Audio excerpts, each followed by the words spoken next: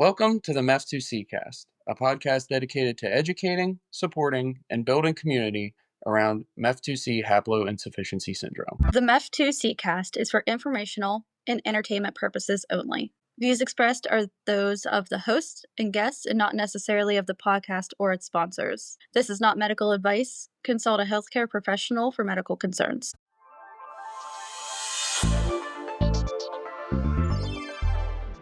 Alrighty, guys. Before we get started with the show today, we have a couple quick announcements. We have launched our website. So the website is mef2cast.com. That's mef2ccast.com. And you can go there. You can find episodes there. You can find where to follow us on Apple Podcasts and Spotify. You can contact us there. And you can, there's a list of resources that we will be compiling of like the different foundations and whatnot, resources for families who have received a diagnosis, and you can register as a guest. So if you have any interest in being a guest, whether you're a parent, whether you're an expert, therapist, a doctor, whatever, please fill out that form and we would be happy to have you on.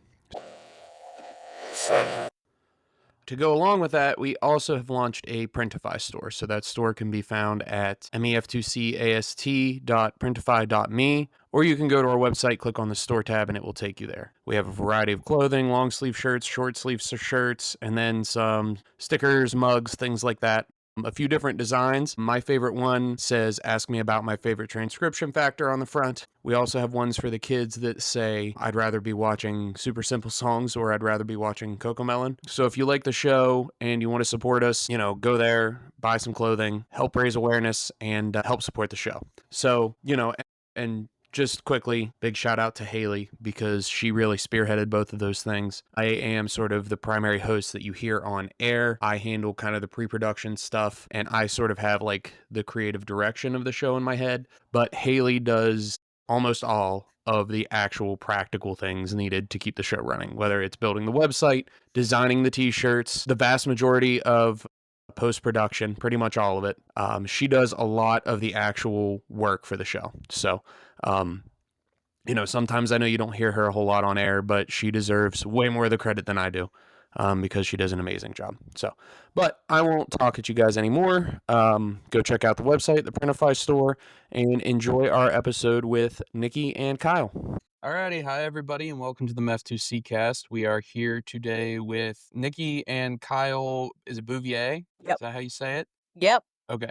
They are a family from Canada, and they are parents to Taylor. How are you guys today? We're great. How are you? We're doing good. Thanks for asking. So can you guys just start by telling us a little bit about your family, or as much or as little as you'd like? Yeah, so we are a family of three. I graduated with my RPN license in 2016 as a nurse. And then I worked on the med-surg unit for a little bit and rehab. And then I decided to take a little bit of a different path when I had Taylor, just because, life got busy. So I took an OR posting as an OR aide. So I'm a helper in the OR. No weekends, no night shifts. So that was a big thing for me, no holidays, and pretty much day shift. So it really worked well. And we could do therapy in the morning, therapy in the afternoon. And while I was on mat leave, I decided to do my MDRD course. So I do have a certificate in the medical device reprocessing. So I do work there casual as well at our local hospital. And you? Kyle, I'm a licensed automotive service technician. I like to hunt and fish. Yeah, we own a small business here called Big Country Customs. It's not really a small business. It's kind of taken over, and I'm very grateful that we have that because that funds all of Taylor's therapies and all of her devices, her AFOs, her shoes. It helps for sure. Yeah, Yeah. it helps with all that. If you're listening to this, you know how expensive it is to have a child with special needs, so every little bit helps. Yeah, absolutely. Can you tell us about Taylor's early life and what kind of led you to seek the Mef2C diagnosis? Yeah. So I had a fairly normal pregnancy, besides first trimester nausea. They did find in one of the scans that she had a small pericardial effusion, which is basically just a little bit of fluid around the heart. They told me it wasn't really anything to worry about, but that they were going to send us for a follow-up ultrasound, which they did. and it had resolved. So everything was good there. I had a normal delivery as well. Everything went well. I was induced and we stayed overnight and then went home. It was about at the 6-month mark where I thought Taylor was having seizure activity. Now, I have epilepsy, and I was told that there was a chance that Taylor could have seizures. So I was always on the lookout for it. And I have this video when she was about 6 months where she does this hand movement and tenses up, and I thought it was possible seizure activity. So our family physician sent us for an EEG and everything was normal. So that was really reassuring. And time kind of passed. And at the 12-month appointment, I asked my family physician, I'm like, I think we need to go further. I think we need to investigate. She's still behind in gross motor and fine motor and all that stuff. So he sent consults to a neurologist for us. And he had contacted us shortly after to see if we received a phone call from the office, and we hadn't yet. So he also sent a consult to a pediatrician, a developmental pediatrician. And they're both so lovely. And they both called us in the same week to make a first appointment. So we saw the neurologist first, and I'm sorry. She assessed Taylor, and the first words that came out of her mouth was, "This is genetic, and it's going to be so rare that there's not going to be a name for it." And what led her to that thought was when she lifted Taylor up underneath her armpits, she felt the give in her armpits. And she said, when you have low tone, she was actually diagnosed with central and peripheral hypotonia at that visit, and you have delays, it's usually something genetic. And I walked out of that appointment. Sorry. It's I okay. walked out of that appointment not believing her because we were on the path for an autism diagnosis. We really thought it was going to be an autism diagnosis. So the fact that she went the genetic route, I didn't believe her, to be honest. And so she ordered some blood work, an MRI, and that's pretty much it. So the basic genetic blood work, like your microarray, the metabolic stuff. And then the week after, we saw the pediatrician, and she was flagging autism, and then also ordered more blood work, the MRI as well. There was kind of duplicate orders in her chart, hip x-rays, vision test, hearing tests. And so I just want to go back to the neurologist. She actually was querying Rett syndrome or Angelman syndrome. And I know a lot of the symptoms do overlap. So we were on the path. I was actually on the path to getting a Rett syndrome diagnosis. And so once we were done with both appointments, we started therapy right away. It was in October, and I remember going through your work booklet thinking, what can I get for free? What do I pay for that I can get? And so we massage therapy, physiotherapy, all the therapies that we tried to get our my money's worth before December ended. And so while that was going on, we got the blood work, we got the hip x-ray, the MRI, there was a year wait. So we weren't on the urgent list for that. That's pretty the hearing test too, we had to wait about 8 months for, and she did pass that. So we started therapies, she started daycare. So the query of autism, I'm like, okay, perfect. Let's put her in daycare. She'll get that social piece covered, right? Well, doesn't she get sick? And it was in January. So she started in January, and yeah, I know. She started in January and got sick and was running a little bit of a fever and then had her first febrile seizure. And so that led us to our children's hospital, which we're very fortunate to have one about an hour away. So they sent us there.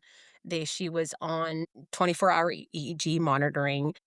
They also found an ear infection, which I don't know if it's common for MCHS children to not feel pain but she did not give me any indication that she had an ear infection, and then also diagnosed with RSV at the same time. So they did contribute it to the infections, and even not necessarily the fever. She had a little temperature. It wasn't anything high. She's had higher since. So that prompted the MRI to come faster. So they didn't want to do the MRI that admission. We were admitted for about 3 days just because the RSV and going under general anesthetic would be too risky. So we had the MRI about 2 months later. They did an MRV and an MRA with it. So the MRA is the blood flow from the arteries going to the brain, and then the MRV is the veins. And at the same time, and I think it's called a spectrogram or a spectrograph that looks at the tissue in the brain. And so that came back normal. And then we got the phone call to go see genetics. We went to go see genetics, and we still didn't know that this was just before her second birthday. We both got the blood test. Taylor got the genome test as well. And the geneticist called us to say that we finally had an answer for all the symptoms that Taylor was experiencing. And that was because she had a Mef2C variant. And I remember she sent me 2 research articles, and one of them actually Dr. Cowan was involved with. And I remember seeing the graph, and on the x-axis was milestones, and on the y-axis was ages, and it was comparing a neurotypical child to a child with MCHS, and I was so hopeful because I'm like, we will get there, right? Like, it'll be slow, but we'll get there. So that's how we got her diagnosis. That's how it is. How long of a time period, like the first appointment to getting her diagnosis, do you think that took? So from, I would say 16 months to 2 years. We got her diagnosis just before her second birthday. Yep. And part of it is because the genetic testing took 6 months to come back. Oh, wow. It takes, like, I don't know what it is in Canada. Yeah. I believe the genome testing gets sent to the States. We don't do it here in Canada yet. Okay. That's probably So, yeah, so it took so long as a function of the healthcare system, you mean? Like, That I just because go ahead, sorry. No, that's okay. I don't know if it's the healthcare system. I just think I don't know if there's a backlog or if it being sent has something to do with it to the States, but it took 6 months. COVID. I see. What variation does Taylor actually have? So I believe she has the P15, and it was her arginine that mutated, the amino acid arginine mutated to a cysteine. It's in that MAD section. Is it, missense or nonsense, do you know? Yes, it's a missense. Okay, gotcha. I think Taylor and Leo actually have a similar mutation. They're on the same spot, I believe, right? Well, she I said believe 15 so, yes. on There are a few people that are, like, in that same spot in our group. I do know that. So, once you got the diagnosis, sort of, how did you move forward? I feel like things didn't really change just because we were already doing all of the therapies. It was just a matter of preparing for the future.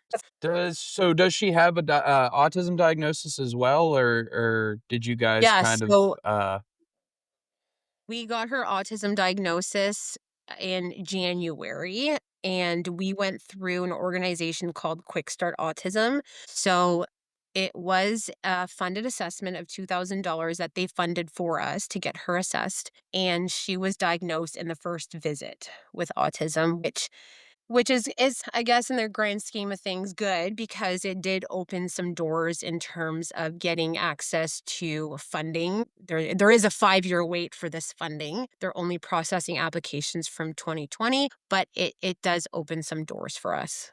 In the future. Yes.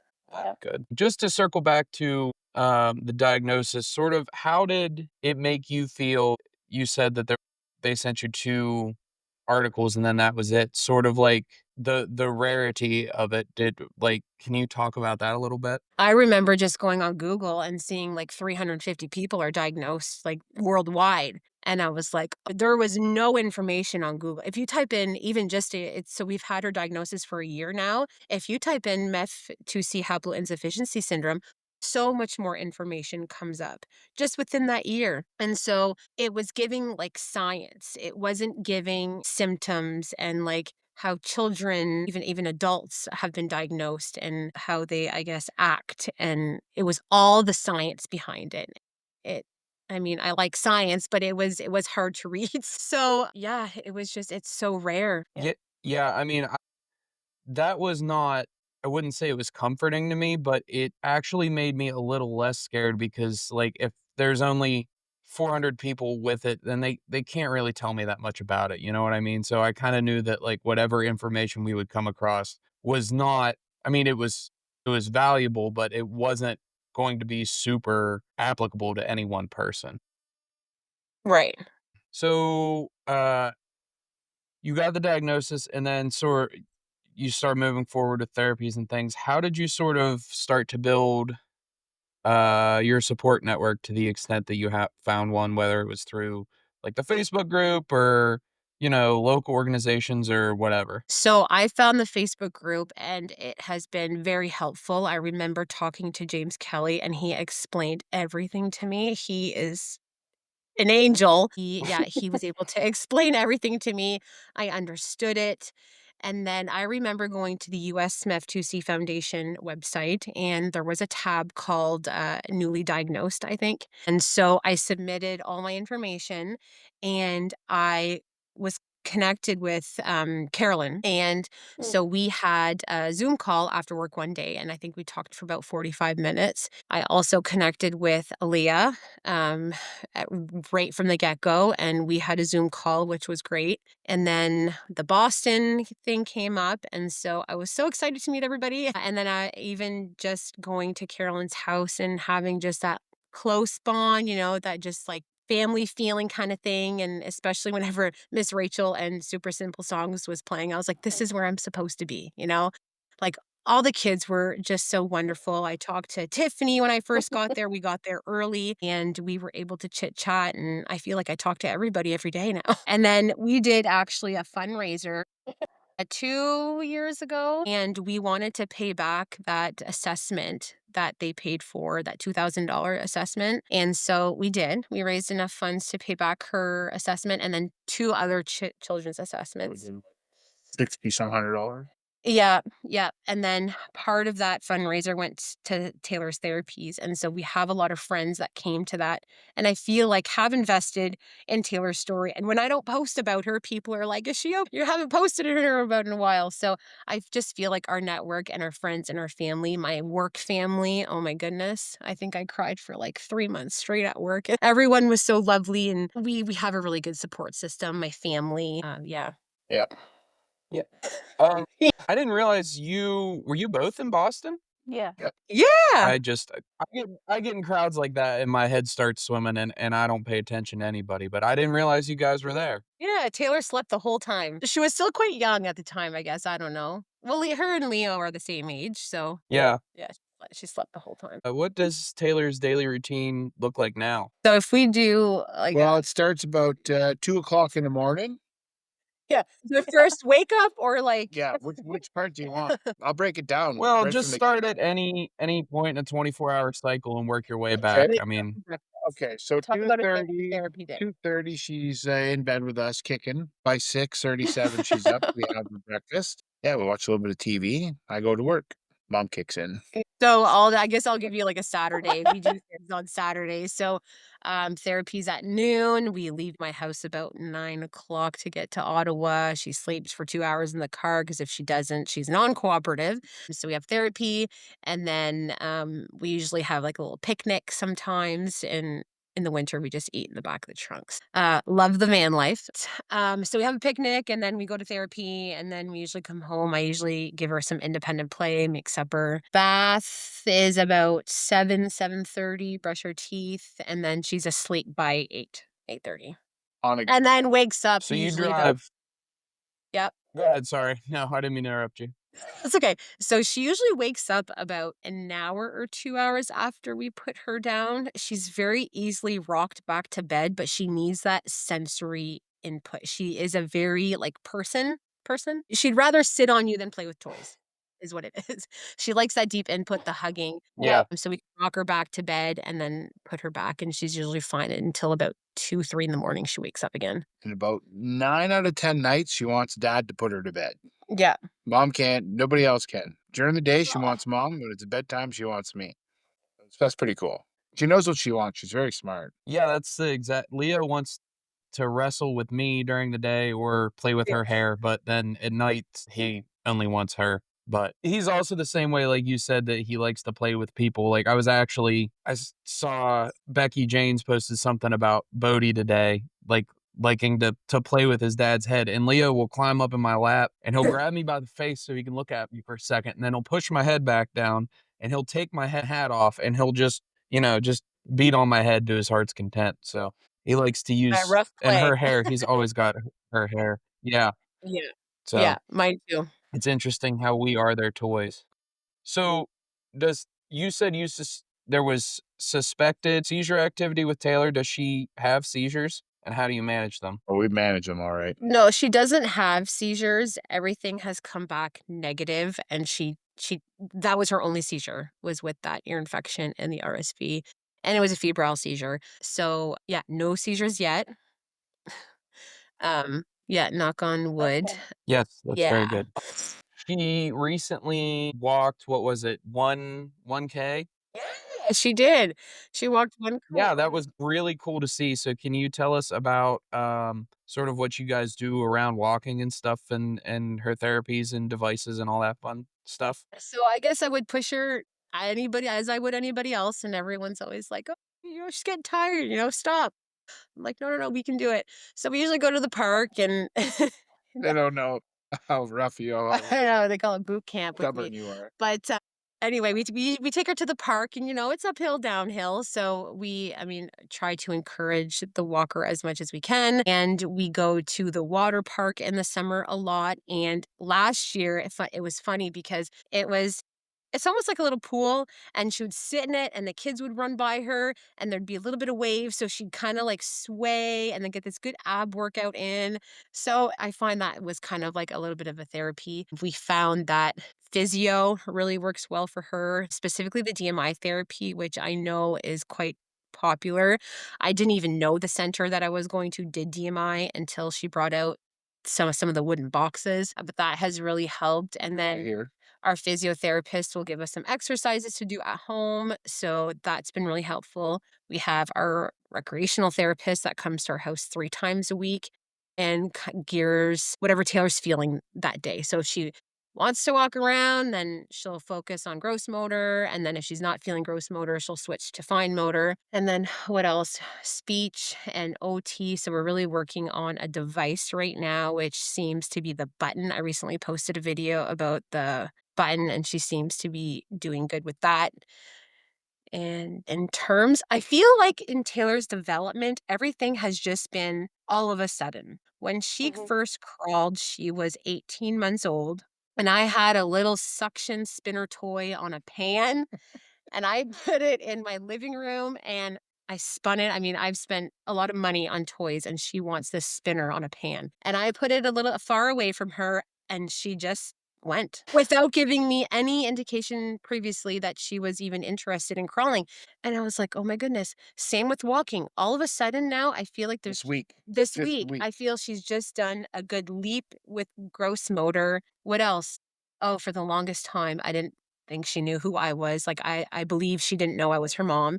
Now she does. She will find me in a crowd and come towards me. So I feel like in Taylor's development, everything has just been, On the up. but like one day it's not. And then the other day it's like, oh, wow, like huge improvement. So it's good to be patient, you know?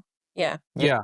I Yeah, probably that just went off. pattern I've talked about. No, that's all right. That pattern, I've talked about this on the show before, but that's what's called punctuated equilibrium, where like instead of everything happening gradually, almost nothing happens, and then a bunch happens at once, and then almost nothing happens.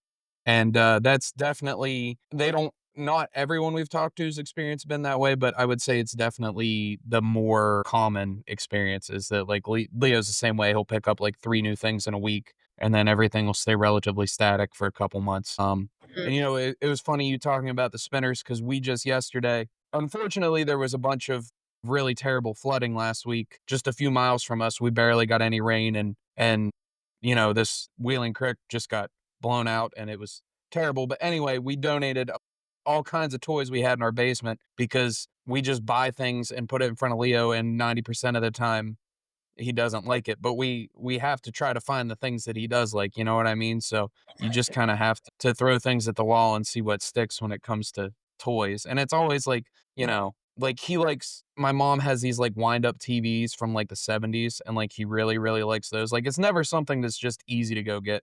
Like now he's obsessed with this Baby Shark thing. And I guess they don't make those anymore, so we're gonna have to figure out how to get 20 of those, but, Yeah, Yeah. it's like us and um pianos. Anything that lights up or Oh, spins yeah. and plays songs Yep. yeah. is like the 3 that Gotta stop at Value Yeah, that Village, check for pianos. Value Village is a thrift store. Everyone we go by, we gotta had stop. and at Boston and at we went to the Ohio meetup, like, there are a lot of the same toys everywhere. Like, Leo has this one set of, like, 3 drums, and, like, all the kids were playing with it. I think one of the other kids ended up with an extra one that we had, and, there were other kids playing with the wiggle and crawl ball that Leo like, other people brought it independently, and, like, we've had conversations with other people where, like, Leo's playing with a certain toy, and they're like, "Oh, yeah, we had that one." So it does seem like there's very specific preferences that they fall into. I also wanted to circle back for a minute because when you were talking about her day earlier, so you drive 3 hours for therapy each way every So Saturday? so we leave early just so she gets that nap in before therapy. Yeah, it's roughly 2.5 hours. Total, Round trip. total, yeah. Okay, So it's about an hour and 20 minutes there, because it's on the, gotcha. like, other side of Ottawa. Yeah, yeah, we do drive. I feel like they are worth it. We found the Yeah. Yeah. therapists that really drive with Taylor and connect with her, and Yeah, they're all in Ottawa. they're all we have nothing around. Being in a rural area is hard to find something specific to pediatrics. So, Mhm. And the ones that are Yeah, free, we've run into the same thing. We either have to go to Pittsburgh or Morgantown to get Which is at minimum an hour and a half either way. yeah, it's probably about the same, so, Yep. we um do get services in our, like, about 30 minutes away in town. That's through the Children's Hospital, so we do get that service, and that's covered through OHIP, so our healthcare. So she had AFOs when she was a little bit younger, which did help for sure. She does hyperextend that leg with the hypermobility, the loose joints, so she would just always lock her legs. So the physio said, "Let's get these AFOs. It'll kind of prevent her from locking her knees because when she does, her legs just go like you can see they look yeah well yeah it's loose Yeah. joints, right? And so those are the reasons for that. And then we just got some high she's just in high top shoes now and orthotics for that pronation of the feet, Yeah. which I do think help. I think She we're in does the walk better bare feet right now, but obviously she should be wearing her they told orthotics. us we should try it. We've bought them probably 3 times. yeah,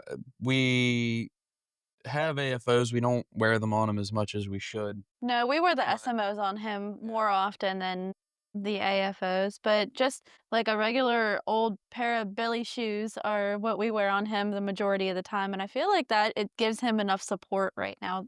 That's just mainly what he needs. They're so much easier to put on Yeah. too. I remember buying I love Billy's. boots for Taylor, shoes for her, and she would always get her foot out or like position her foot the Uh-huh. wrong way, so I couldn't get them on. So the zip up it sure does help. And they're pretty cool looking Yeah. too. They got some nice ones. Yeah, we got some Yeah. graffiti ones. yeah.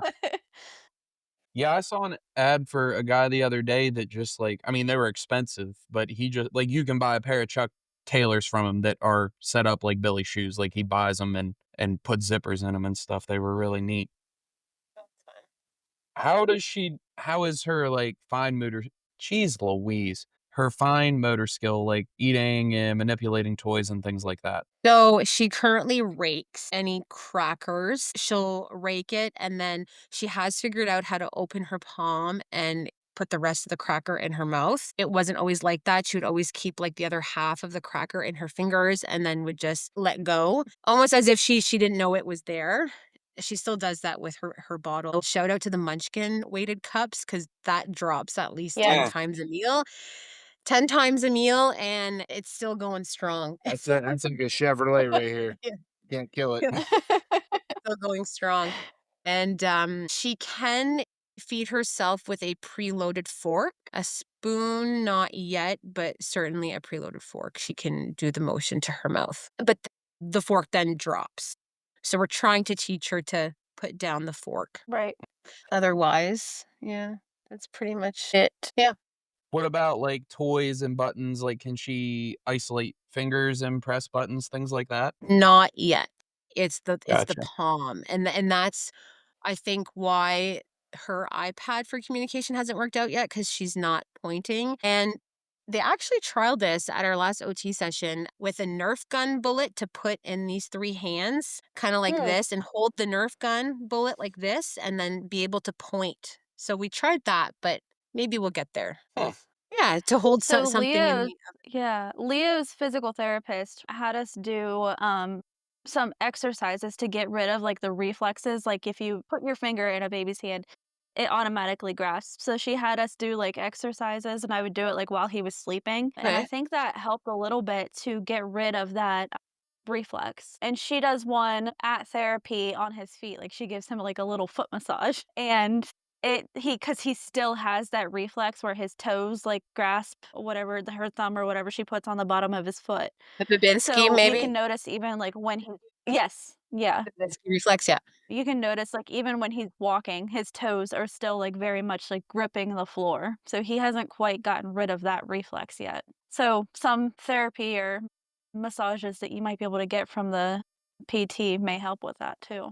One occupational therapist actually that we saw did mention the reflex. She saw some reflexes in Taylor that should have been gone by her age. And part of it was, my goodness, she had us doing some massages on her foot and then said it could possibly trigger a fever. I spoke to the neurologist about it. And she also had a positive Babinski reflex, but the neurologist had said once she starts walking, that will slowly fade away. So like, hopeful. I actually haven't noticed her toes curling, have you?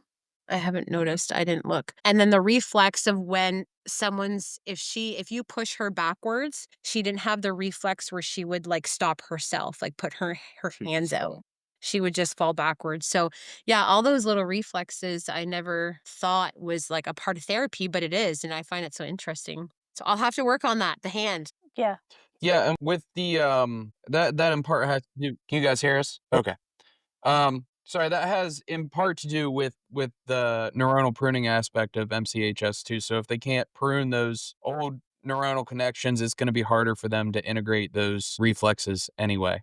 But I think the toe gripping thing, I mean, obviously I'm not an expert in anything, but like your toes do grip the ground to a certain degree when you walk. And I would imagine if your feet are really unstable to begin with, that you might be like kind of Overcompensate. clutching at the ground with your toes to try to get some purchase. So I'm not sure how much that would have to do with the reflexes, excuse me, versus just, that instability in general. But hang on, I lost my Oh, I whatchamacallit did here. notice Taylor does walk with a wider gait, and I would assume it's Mhm. because she's more comfortable with she feels more stable. I guess the wider you feel. So maybe that's why. Yeah, Leo turns his feet out probably 45 degrees too, which actually makes front to back actually makes your feet a little longer because instead of going from your heel to the middle of the foot, you're going from the outside of the heel to your big toe. And that also affects what part of the glute you pick up. I can't remember, but it's probably just all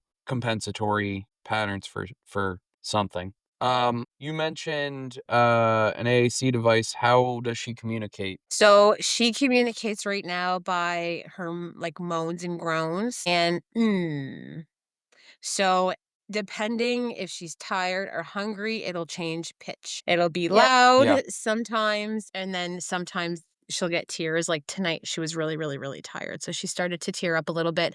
And it's a moan and a groan. She can tell us what Poor snack she girl. wants. Well, what we started with these little cue cards with pictures on it is she's very motivated with food. So we started these little picture cards and she's doing very well with them actually to make her own choices for snack time.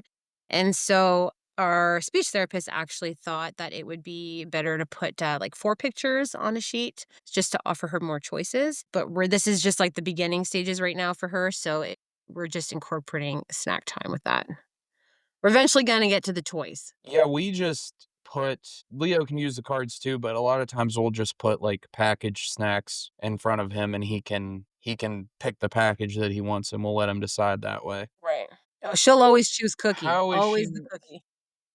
Oh yeah, yeah. Mhm. Yeah. Yeah, he loves Teddy Grahams. He's in a Teddy Graham phase right now. Yeah. It's the So is Nicki. chocolate. He wants the chocolate. Mhm. One for you, one for me. How is she socially? Does she go to daycare? How does she interact with other children? Things like that. So she stays home. We have an in-law suite for my mom, so she does stay home during the day with my mom. She goes around children sometimes. I wouldn't say like often, like during the week, she's pretty much alone with my mom. But I find lately she's been, when you smile at her, she can sense that and smile back. Before, there was no emotion, none of that social interaction, but I do find it's getting better now. Again, more so like in the last week, I feel like just all of a sudden, Yeah, she's giggling a lot. it, I felt like we were playing like a little bit of a tag game earlier this week or just 2 days ago, actually. Um, yeah, she's not really around children, more adults. Yeah. Yeah. Yeah, Leo's the same way, but I mean, we just don't have that many kids his age in our family for him to be around. But he does, he has one cousin that's about his age. He hasn't been around her in a few months, but he just like doesn't even perceive that she's another human. Like, at least he's got another cousin who's 6 and like adults, like, at least he understands that they're people and like will interact with them as people, but like, uh, his baby cousin, like, it's literally like she's not there. Yeah. I've seen her do a little bit of like parallel play, nothing like playing with children. When we go to the water park all the time in the summer, we got season passes, and she just gravitates towards the water, and even though there's thousands of people around her, she doesn't really notice. Just wants the alligators. Mhm. Yeah, there's like this little alligator in the water that she likes. But it does seem though that the louder things are, I always thought that she was gonna get, what's that word used whenever you get overstimulated? I thought maybe she would just be overstimulated with all the noise, and it's not it at all. Opposite. It's the opposite. We have the sound machine on to make her go to sleep, and it's on the highest volume. It's the only way to get her to sleep. The harder the tap, the better. The bigger the rock, the better. Yeah, Yeah. Leo would literally let me throw him to his death if he had a choice, I think. He just loves to be, like, thrown around and tossed and flipped and shaken, and he's a nut. You need one of those crash mats, the crash pads. Yeah. Well, that's what the Yeah. mattress is for. Our Okay. couch is broken on both ends, but, whatever. Are there any other therapies or interventions or devices or anything else that you guys have found, like, particularly impactful? We do massage therapy, which I think helps like circulation and brings the blood flow to the muscle. She's noticed a huge difference in Taylor. When she moves her a certain way, she can kind of feel her core activate. What else? Those are pretty much the therapies that we do. She loves her peanut. I think that has contributed to a lot of muscle growth, that peanut shaped ball that she can sit on and bounce. I think that's all the therapies that we do. Well, the step up blocks too were a big thing. It's Stand up. physio. Yeah, physio. Oh, and it's so funny because we have, those little hyper vibe things that shake? Oh Mm. my goodness. It's so funny. My dad was like, they did a study on I can't believe I'm saying this. They did a study on chickens, okay? And the chickens that went on this hyper vibe vibrating mat, their legs became stronger. Anyway, so when I bought one, I bought one off Amazon. And oh yeah, he was so excited. He's like, her legs are gonna get so strong. If you know my dad, it's so funny. But I think that has also helped too. It also helped like bend her knees a little bit and help with the her thighs. Basically, if we've used it at therapy, Nicky's purchased it. Yeah. Right down to the, Yeah. what's that Yep. wooden stuff Mm. there you bought? The DMIs. We got The all the DMI. DMI, like, you name it, we got it. Shaker, breaker, got it all. A DMI is quite difficult Yeah, I actually mean, because like, you're holding the lower you hold on the body, so if you go to her ankles, the child has to do more work, right? So if I'm holding Taylor's thighs, I'm pretty much holding her up.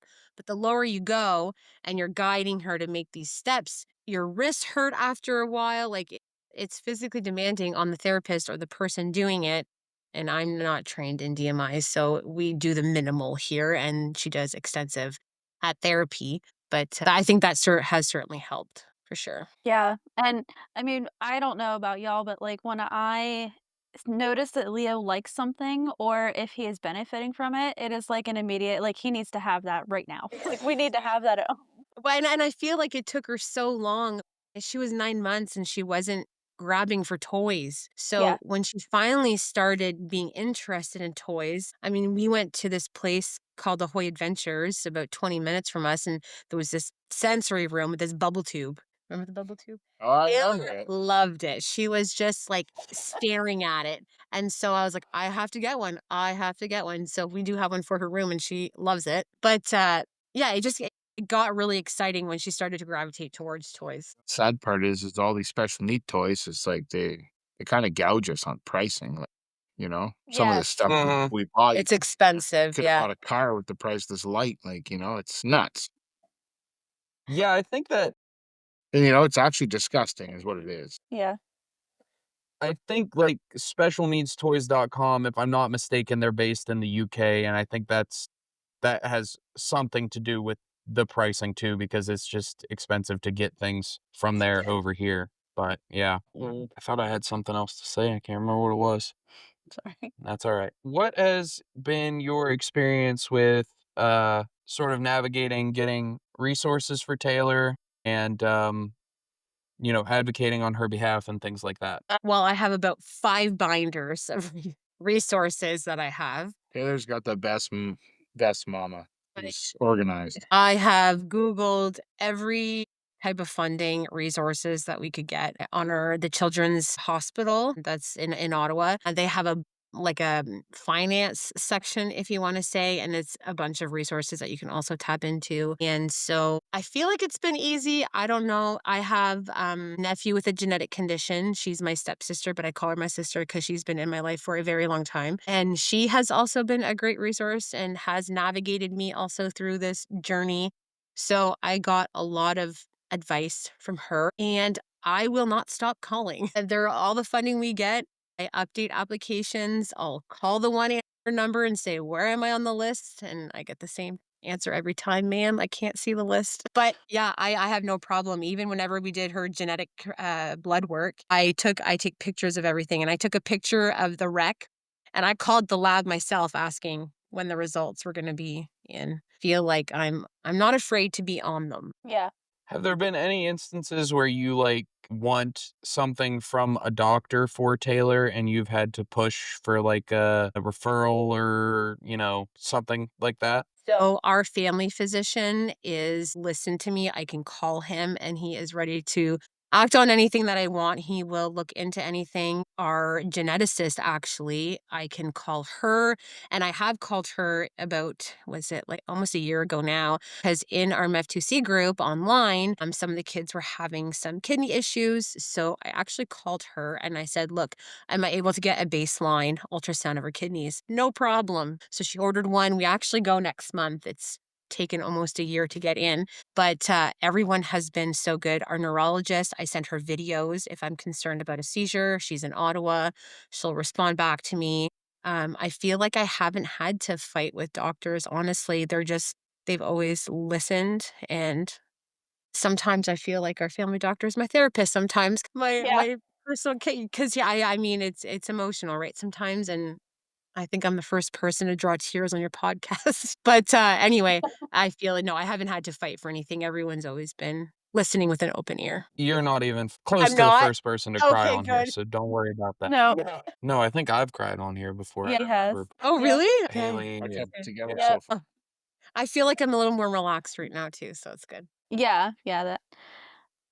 I think maybe Susan's episode was probably the first time that somebody no, actually in our first Yeah. episode, Mhm. literally the first episode, Eli was talking about how, we just talk to Leo and tell him like we know that he's in there. And like he's saying that and I'm in the background like holding my mic just like absolutely bawling because of like what he was saying. And you can kind of hear him like crackle up a little bit in that too. Yep. All right, yeah, and I'm afraid it's gonna get worse because I'm gonna ask a couple hard questions Oh, here. I know. So, um, what what are the most difficult aspects of parenting someone for MCHS, or are there any, like, parts that are really difficult that people on the outside wouldn't see? You wanna go first? I think the future, it's the future for me. The planning of the future, I mean, I don't know if I'm just organized or if I don't know what the word phrase this, or like my mind goes too much about this, but like planning our end of life care so our power of attorney doesn't have to if we only have one child. That's a hard part. And then when we're no longer here is like my biggest worry for Taylor. Yeah. Yeah. Are they gonna take care of her the same way we are? Yeah. Like, who's gonna make her chicken noodle soup when she gets sick, you know? Who's gonna peel her apples because she's only ever had applesauce that I make her? Those kinds of things. Are they gonna pay attention to her, or are they just gonna let her Oh, sit I there? think they're gonna pay attention to her. All But that stuff. I can agree with some of the things in Carolyn's episode when she said long-term care places have a long way to go. And so that kind of makes me nervous about that. I hope people are kind and patient. That's what I hope. And then, We're preparing now, so Taylor has the absolute best yeah. later on, and we're, like, way over prepared, you know? Uh, Yep. she's gonna go to the best place. It's not gonna be like, "Oh, this," it's she's gonna have the best of the best when that time comes We hope because she can live a fairly independent life, and I'm yeah, not gonna limit her to anything. I'm gonna push her as much as I can. And another challenging piece that I had was when she was young and we didn't know she had a diagnosis. And I didn't know how to play with Taylor. I didn't. She didn't verbalize anything to me. She didn't reach for toys, show interest in toys. And so I really turned to our therapist. And I hate to say it like this, but I felt like I was paying people to play with Taylor, if that makes sense, because I didn't know how to. And then I realized that it was a learning curve on our end. So we went to speech classes that were yep, just for parents. It was 3 hours every Monday where we learned how to communicate with Taylor, and it helped a lot. which I found helped. I find it's an educating piece and it's hard. It's not easy, right? Life is busy, we have things to do. It's hard sometimes to put that some things aside and get educated. So, and I've learned a lot from our therapist. So I don't even think of it like that anymore because I've gotten a lot of education from them. And another thing um what's another thing that I felt I had something else that I was going to say. Is there anything that you can say? Yeah, Evan? you cover all the bases, mom. Just the future and like always educating ourselves on things out there that we can help her be successful and independent. Yeah, and talking about not knowing how to play with her, I also, because I don't have a whole lot of experience with like little kids, so I have, where we believe strongly in presuming competence, and we want to treat him in an age appropriate way, but I have no idea what's age appropriate for a 3-year-old because, he's my first kid and it's just kind of, I don't even know what the right word is. I have no baseline to go off of whether I'm treating him appropriately or not, you know what I mean? I feel the same way. And I feel sometimes when she wakes up in the middle of the night, I'm like, is this an MCHS thing? Or is she teething maybe? Is she having a What if you bad have to pee? dream? Or sometimes when she gets up, we've put her on the toilet and she has gone to the bathroom. So maybe she's waking up to go to the bathroom. And so it is hard to differentiate the what's MCHS versus what's just being a 3-year-old, you know? Yeah. Yeah. And it's also easy to kind of spiral and blame every bad thing that happens on the disability when, like Leo's been kind of a turd this week and we're like a little bit happy about it. Like, I forget what night it was, but the one night at bedtime, Leo's like leading Haley around, like trying to go to his toys, trying to go to the bedroom, trying to go back to the living room. And she had to be firm with him and be like, no, dude, it's time for bed. But just that he has the capacity to do that is awesome. But it is easy to like every time that something bad happens to be like, well, this is just another, like, victimize yourself, like looking at it as a symptom of the disability when it could just be like normal kid stuff. Yeah, and I remembered what I wanted to say about how being an MCHS parent is hard, or even any neurodivergent, actually. When I was pregnant, we had bought this like camo bike, like all these toys that we bought for Taylor. You bought some hunting stuff. We bought a little four-wheeler because we were so excited. I played hockey growing up, so I pictured myself as like a hockey mom, and I feel like we've had to take a different path, and like change all the toys up. I mean, the bike is still hanging in the garage on the ceiling. We haven't taken it out yet. So I think that's been hard too. Yeah, I personally like have a very physical lifestyle. Like I love to be in the garage and work out, and I'm a huge hunter and a fisherman as well. And that's been one of the most difficult parts of this whole thing is like pretty much every positive memory I have with, well, I shouldn't say every because that's not close to true, but a lot of positive memories that I have with my dad and my brother and my pap and everything else are a function of being outdoors in some way or another. And it's been really hard to make peace with the idea that that is going to look a lot different for Leo. I find myself going through her toy bins all the time, being like, okay, we're not here yet, but maybe we will be. And like I buy toys still, and I'm like, I wonder if she's going to like this. I wonder if she's going to be able to do it. And I think I've been through her toy bin so many times just trying to piece what toys she's gonna like, what's gonna help with development. And so, yeah, it is hard sometimes. I mean, maybe I'll get her on skates. Who knows? Yeah, it's been hard. So I feel like the walking with her walker is something she can totally do. So I feel like that's sort of been our thing now is going for all these runs. Dad has to run 5K. Yeah. Almost died. Yeah. Yeah. You were crying when you were finishing the line. She Crossing tells the me finish in line. she tells me in the van, "You don't stop." "What do you mean?" She says, "I don't care how hard it is. I've never ran a marathon in my life, but just lost." Okay. Sorry, 5K. 5K. "I just lost 70 pounds, and, I'm on a big Oh, transformation here, congratulations. and, I just wanted to make sure I'm give myself the best chance to be here for Tay and Mhm. Yep. Nikki. I quit smoking and drinking and big lifestyle change over the last 5 years. I'm really proud of where I am, but, Nikki says, "Oh, you're Yeah, you gonna should run, be. That's 5 awesome. kilometers." I'm like, "Okay, no problem." I'm thinking, "Well, I'll run a little bit and then I'll walk." She says, "No, you're running the whole thing." And she says, "You don't stop." Well, I hit the 1 kilometer mark. I thought I was halfway through, and my body's just killing me. Like, my feet hurt, my back hurts, and I'm running, and this lady comes up behind me, and I'm bawling my eyes out. Like, I'm crying because, like, I wanna stop, but Nikki says, "Think about Taylor and how hard her life is gonna be, and, you're gonna You run could get this." through it. Yeah. So anyways, Yeah. this lady comes up behind me, she's like, "Oh, you're doing so good," and I'm crying. She's like, "Why are you crying?" I'm like, "My wife told me I can't stop." And then you'll see Nikki posted the pictures at the end when I finished, like, I thought I was going to ICU there, like, I was sore for a week and a half after, like, tried to tighten my work boots and, go put an engine in the car the next day, like, it was rough, but we got through it and I did pretty good. I feel like Taylor enjoys it too. I feel like Yeah, and when she the crossed smile the on her finish face. line, everyone was cheering for her and rooting for her, and it was so just like my mom doesn't cry, okay, and she had tears, and it made me I was good until I saw my mom, but yeah. Yeah, and, Yeah. like, getting back Yeah, that was to being, like, a parent, whatever, like, I really wanna take Tay hunting, it's a big part of my life. I really hope one day that she can shoot a deer, be in a stand. mhm, mhm.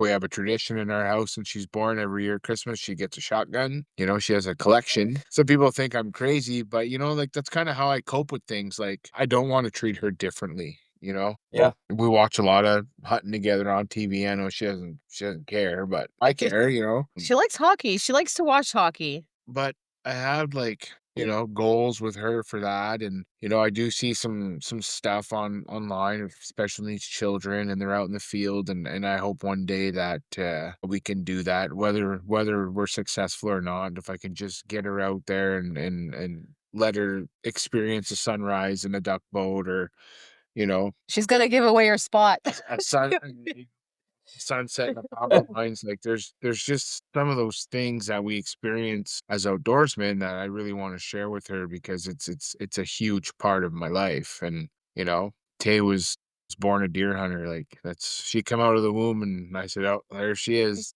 It's Taylor Jury," you know? Anyways, but, yeah. I think that yeah, that it certainly has been the hard part, thinking maybe, You know what? Now maybe it's she can go hunting. now we celebrate the smallest victories, and they're so awesome. like pooping on the potty. Like we celebrate like we just won the Super Bowl, it's amazing. Yep. Or when she grabs a cracker off her table and eats it, most Yeah. people, that's not an accomplishment, but in this household, that's huge. Walking Mhm. 17 steps without falling. You look at you don't take anything for granted anymore, and you're just so thankful, and I'm just thankful that she's happy. And I know at the end of the day, me and Nikki are doing absolutely everything we can to give her everything she needs to succeed, whether her brain can function and do it or not. I know when I lay down and I go to bed every night that I'm doing everything I can. And Yep. we Yeah. work a lot of hours. We work extremely hard here. Nikki, myself, not only our day jobs, but we hustle our business like we have a lot of work. And a lot of people know that if we don't pay ourselves from our business, it goes to Tay. So we have a lot of big corporate companies that buy from us because they know from Tay. I mean, I know a lot of people in my village and that, and we have a lot of good support, but Which 15% this month is going towards the Family yeah. Foundation. And we've had a pretty stellar month. So Yeah. it's So gonna be we'll do nice. well. It's a lot of sleepless nights, and like my day job is physically demanding. I'm in a pretty busy shop, and I'm basically the head tech there and do all the heavy work and all the big jobs, and then come home and work all night every night. I wouldn't trade it for the world because at the end of the day, she's not going without, and I won't say, oh well, we can't do that, or we can't afford this, or She yeah, is when we she is get a it. happy girl too, I would say. I think that's a pretty common thing in MCHS, right? Leo's happy. I think they're Oh, yeah. yeah. Yeah. She doesn't say too much. So I mean, she'll tell us when she's mad, but she'll moan and Hangry groan, when she's hangry. hungry. Oh yeah. Thirsty, she drinks like a Yes, fish. they get angry. Yeah. Oh my God, it's funny. But we were all blessed with these children for a reason because Yeah. we can do it, And Nikki is Some of my good friends are from the group. I love it. Yep. two things you can do in life. You can do it to the best of your ability, or you can put the blame on it. And we're doing everything to the best of our ability, and it's showing because Taylor's starting to progress, and we can beat the odds. Amazing, Yep. Yeah. Yeah, you I know. agree. Yeah, there's I'm not gonna be able to remember the exact quote. I'm gonna butcher it, but Teddy Roosevelt said something to the effect of, "You can either wear out or you can rust out," and, it's much better to wear out than to rust out, in my opinion. Oh, 100%. Mhm. I'll sleep when I'm dead. Hey, some of our best memories are in the car on our way to therapy. Like we do have fun. Like it's a blast. We have I mean, sure you've seen photos of us eating lunch in the back seat. Like those are the things that we're gonna remember, right? Yeah, prop Yeah. desks, lock the Right. windows. Right, absolutely. Yeah. We put the spinners on the Alright, windows and she's. so what advice would you give to other families who have just received their diagnosis? Stay positive. Reach out to any of us, to our group. You can do it.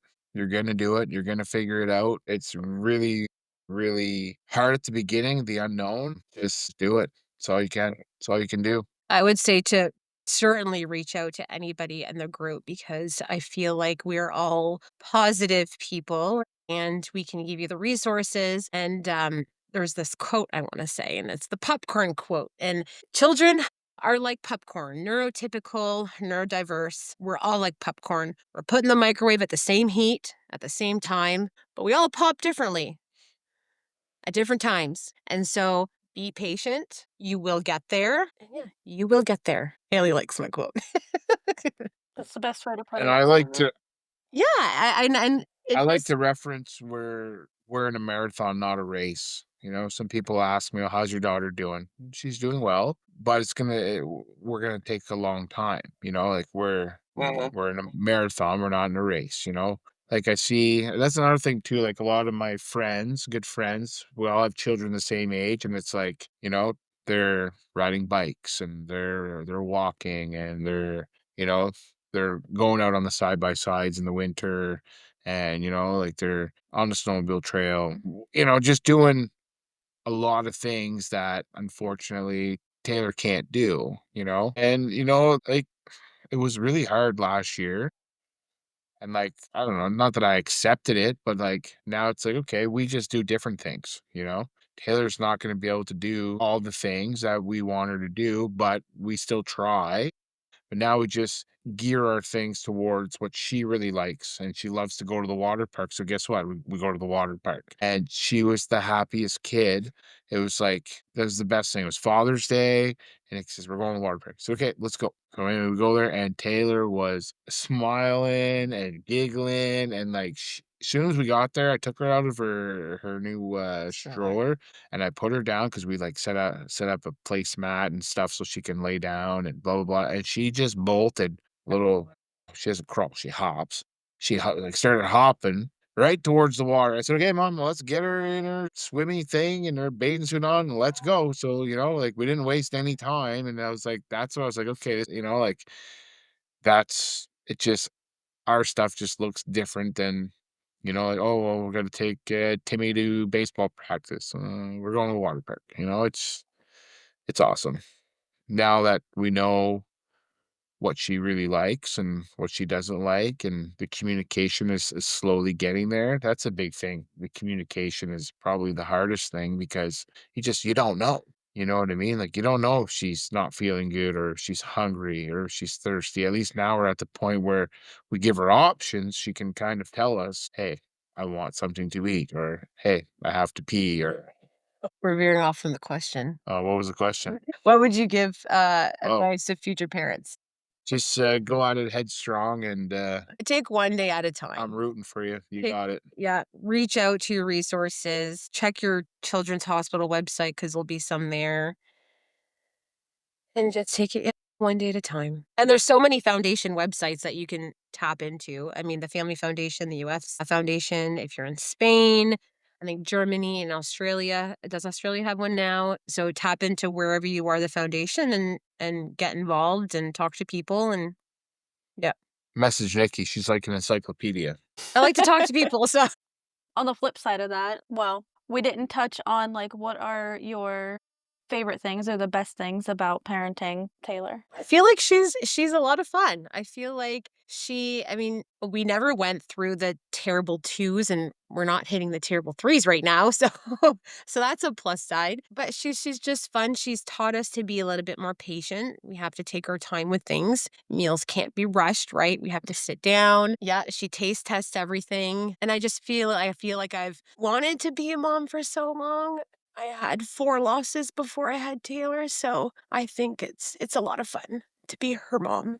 Yeah. Every day's an adventure. And now she's getting around more. She's getting into things and it's funny, it's fun. It's Yeah, we got a baby. even when she was a little baby, like her expressions and I don't know, like obviously she's my daughter and I love every little thing about her.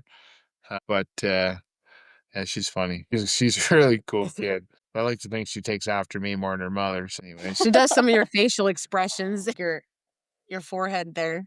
gotta get it filled in with the Botox. Yeah, Leo has very expressive eyebrows. He's like 90% eyebrows. Yeah. So you talked a little bit about your hopes for Taylor's future, but what are your hopes for the future of the MCHS community as a whole? I hope there's a cure in her lifetime. And I actually think it was you, Eli, in Boston. I think it was you that asked a question about how do we become the most talked about community? How do we become the most interesting? Was that you? No, it wasn't me. It was somebody It else. I wasn't you. ask Okay. every other question because I can't stop myself from asking questions. So, for anybody listening, just understand that I don't like what I'm doing either. I just can't stop it. Well, I can't help but keep thinking about that comment that was said in Boston because it is so true. How do we become that community? How does MCHS I mean, we have some great physicians and researchers that are working on a cure, which is lovely. They all have a different approach.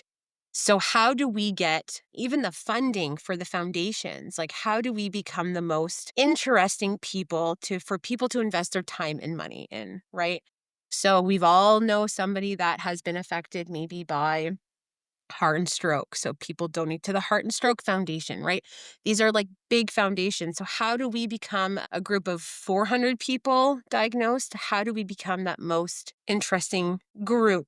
for people to invest in. So I hope that we can get the message out there. I hope that we can spread awareness, and we're not too rare to care, right? Like, we are very much interesting, and we're a cool group of people. Like, we are really cool. Like, everyone I met in Boston, we're fun. So I just hope that people can invest in rare foundations and rare diseases, because we are the ones that need the support. Yeah, Yep. well, I think the thing that we have on our side is the time we're living in right now, genetic testing is going to become a lot more widespread. And this is going to be, I'm just speculating here, but I would say in 10 years, the number is going to be exponentially higher than it is right now. And then the other thing is there are therapies being worked on right now that involve MEF function for autism in general. So because MEF2C is such an important gene for regulating other genes downstream, it also has the potential to be helpful in the treatment of autism in general. So we could potentially have the weight of that community behind us, which is obviously,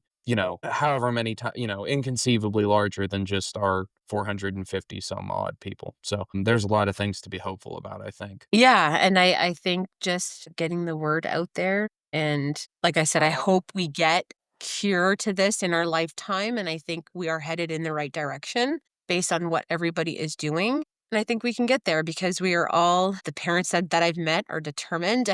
We want to help our kids, and I agree with you. I do believe that there are people out there that are living with Mef2C or MCHS and don't know about it, because genetic testing has only, is it the 2000s that it kind of became a thing? So, and then obviously certain places don't offer it. It can be expensive. So, yeah, I think that our community will Yeah, grow I for mean, sure. yeah, we've mentioned it on the show before, but the actual estimate for how many people actually have a MEF2C related uh, disorder are anywhere from, the most conservative would be 1 in 30,000 to 1 in 3,000. So there are almost certainly, particularly older people who, like, maybe they're in their 40s or 50s now, who were diagnosed with autism or something else 30 years ago and just never had genetic work done and have MEF2C. And there are probably a lot of people out there who got an autism diagnosis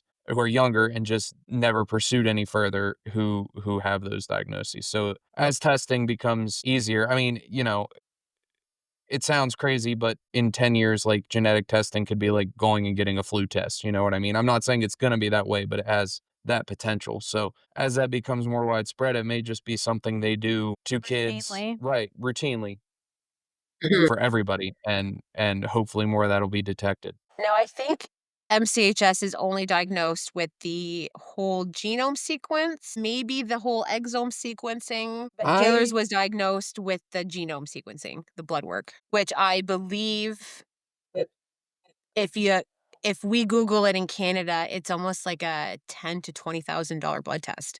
So is there anything else you guys would like to share with our listeners in closing? I think we covered it all. Would you like to share anything? No, I think we need to get together again. Come to Canada though. Yeah, come on down. But no, I have nothing else to add. Well, I tell you what, if you have the hookup on, like, I don't know, bear hunting or something up there, we might be able to make it up there. I think you're on probably one of the best duck hunts of your life. Maybe not bear. Do a lot of duck up Okay. here. I've never Duck, hunted a duck turkey, in and my deer. life, but I sure would like to. Oh, there's always a spot for you in the duck boat anytime. You're always welcome. Okay. Alrighty. So, thank you guys so much for coming on with us today. And if anyone wants to contact us, any of our listeners, they can do so on Facebook or at our email, mef2cast@gmail.com.